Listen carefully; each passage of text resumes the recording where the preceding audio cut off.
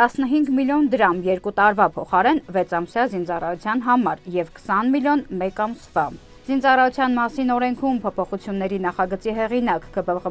պատգամավոր Հայկ Սարգսյանը նաև քաղաքացիությունից հրաժարվել է եւ արտագաղթը կանխելու իր տարբերակն է մշակել։ Ես առաջարկում եմ, որպեսզի մենք բարձր տուրք տնենք քաղաքացիությունից հրաժարվելու համար։ Ռազմական փորձագետ պաշտոնաթող գնդապետ Հայկ Նահապետյանը վստահ է, նախագծի օրինականացմամբ ամենևին էլ չի կանխվելու արտագաղթը։ Եթե գումար ունեցողի զավակը կարող է Հայաստանի Հանրապետության քաղաքացիությունից հրաժարվել եւ չծառայել,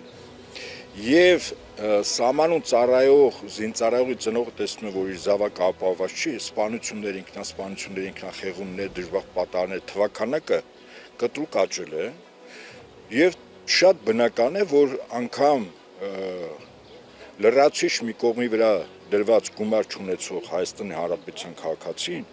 առավելագույն ձգտելու անգամ իր միակ օթևանը, տանիքը, տունը վաճառել, այդ գումարը պետությանը տալ,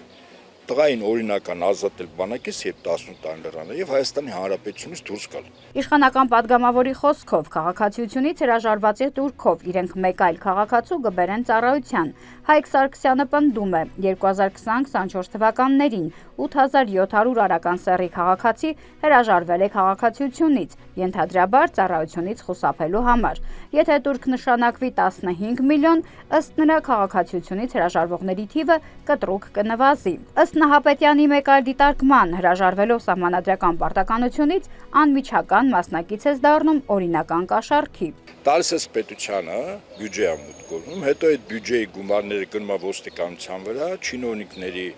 պարգևավճարների վրա։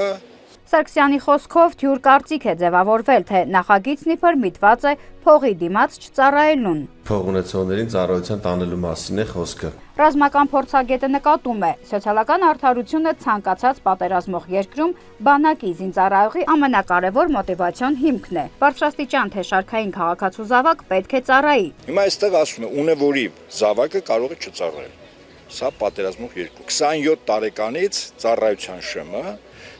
ավելացնում են ինչը 37 տարեկան։ Այսինքն սա նշանակում է, որ անձնակազմը չի բավականացնում։ Ըստ Հայկ Սարգսյանի 10,000-ից ավելի քաղաքացիներ հետախուզման մեջ են ծառայությունից խուսափելու համար։ Այսօր բանակ է զորակոչվում, զորակոչի ենթականների 30-ից 40%-ը միայն։ Ես կարծում եմ, որ այս թիվը պետք է առնվազն 50%-ով շատացնենք։ Զինծառայության ժամկետի կրճատման ռիսկերը ներկայացնելով զինվորականը հիշեցնում է, նորակոչիկը նախ 6 ամիս ծառայում է ուսումնական զորամասում, այնտեղ մասնագիտանում է, գալիս կցագրված զորամաս, որտեղ էլ իրականացնում է իր մարտական հերթապահությունը։ Այսինքն առնվազն 1 տարի փորձառություն մինչև կոնկրետ մարտական խնդիր։ 1 տարի փորձառությունից հետո նոր է զինծառայողը անցնում է գործնականում մարտական հերթապահության։ Ավելն ասեմ, տեղեր կան, որտեղ հակառակորդը գերիշխող բարձունքների վրա է, անգամ 1.5 տարի ծառայողներն են հանում ամենադժվար տեղերը, առավել փորձառուները։ Նահապետյանը համոզված է, որ նման նախաձեռնությունները կհանգեցնեն հայկական բանակի կազմալուծմանը։ Հայկ Սարգսյանը պնդում է, հրաժարվածների վճարած փողերով ծառայությունը գրավիչ կդարձնեն եւ զինծառայողների աշխատավարձը կբարձրացնեն։ Կառավարության նիստում պաշտպանության նախարար Սուրեն Պապիկյանն առաջարկեց օրենքի նախագծով սահմանել 24 ամսից պակաս ժամկետով պարտադիր զինվորական ծառայություն անցնելու հնարավորություն։ 1 ամիս ժամկետով ծառայություն անցնելու դեպքում 20 միլիոն դրամ եւ 6 ամիս ժամկետով ծառայություն անցնելու դեպքում 15 միլիոն դրամ պետական բյուջե վճարելու պայմանով։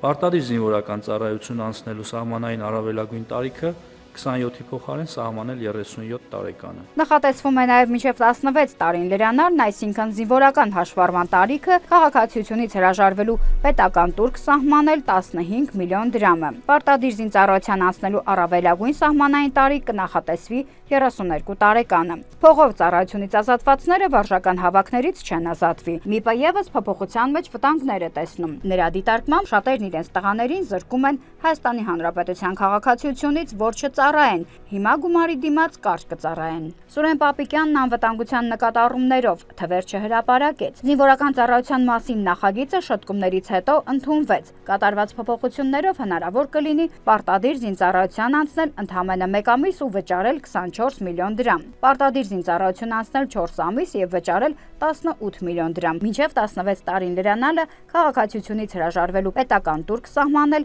15 15 միլիոն դրամ։ Նարինե Ղուկասյան, Ստեփան Տիգրանյան, Renews Armenia։